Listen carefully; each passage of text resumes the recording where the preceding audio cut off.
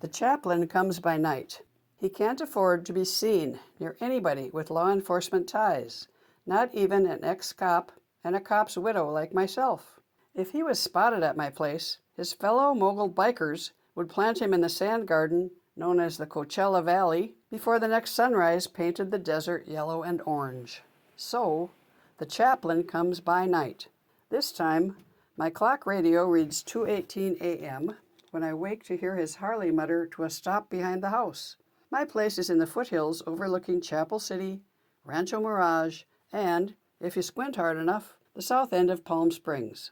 It's remote enough that I can afford my house, which is critical since Frank, my husband, got himself killed on what should have been a routine domestic violence call and left me nearly broke. All I got was a mortgage in default, a zero balance in his 401k, and no explanation of where the money went.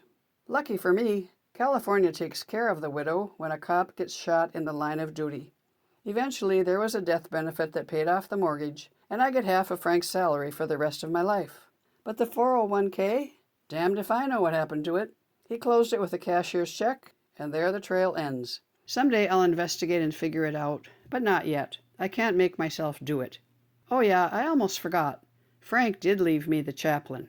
The chaplain was Frank's confidential informant, and he asked the chaplain to look out for me if the worst happened to him. 8 months ago, the worst did. A few nights after the funeral, the chaplain showed up at my back door and told me the deal. Now he's my confidential informant, witness retriever, and secret go-to for things best done in the dark. I peer out the window beside my bed, and I can see in the moonlight that the chaplain has a sidecar on his Harley and luggage carriers on the back. He's lifting something out of the sidecar. A few moments pass, and I hear stuff being set on the patio, followed by silence. Then he cranks up the Harley and vanishes into the night. This is my arrangement with the chaplain. I ask him to find something, most often an uncooperative witness, and bring him in. One time he explained to me how he does it. The chaplain's wanted, so he doesn't carry a gun unless he expects to need it. Just a ball-peen hammer. If a guy's uncooperative, the chaplain will show him the hammer, give him a look, and wait. The chaplain is 6.5 feet and 200-plus pounds of beard, muscle, and biker menace. And who's to know what else is under those leathers? The guy usually becomes very cooperative because the people I ask the chaplain to track down are too deep into drugs, depravity, or gambling debt to go to the cops. And when one doesn't cooperate, the chaplain slams the hammer down on the table, drags the guy's hand out over the dent, raises the hammer, gives him another look, and waits some more. So far, that's always done the trick. Except tonight, there's a problem. The chaplain's not working on anything for me at the moment, so what's he dropping off on my patio? I slide on my robe and slippers, and I'm halfway to the back door when my phone chimes from the nightstand. I go back and pick it up. The caller ID shows the number for the chaplain's current burner phone. It's always a burner with the chaplain, and he gets a new one every few weeks, then smashes the old one with his hammer and buries it in the desert. There's got to be dozens of his old burners out there in the sand. Do the metal detector people ever find them and wonder how they got there? What's happening, I ask. We've got nothing going on right. Look on the patio and stay on the line. But what? Please, Dana. The chaplain's like that, gracious but implacable. I walk out of the bedroom trailed by Duke, my retired German Shepherd canine partner, and swing open the back door. The chaplain has switched on the patio light before leaving, and it takes me at least 30 seconds to process what I see. Twin toddlers, one of each flavor, 2 or 3 years old, asleep in car seats. Around them is a bunch of kids' stuff in reusable shopping bags, clothes, diapers, toys, plastic kitty cups and bowls, books with covers in bright colors. Grumpy Bird and Emily's Balloon are 2 that I can see. On their laps are a bedraggled stuffed pony and a one-eyed teddy bear. Jesus, I say into the phone, what the hell is this?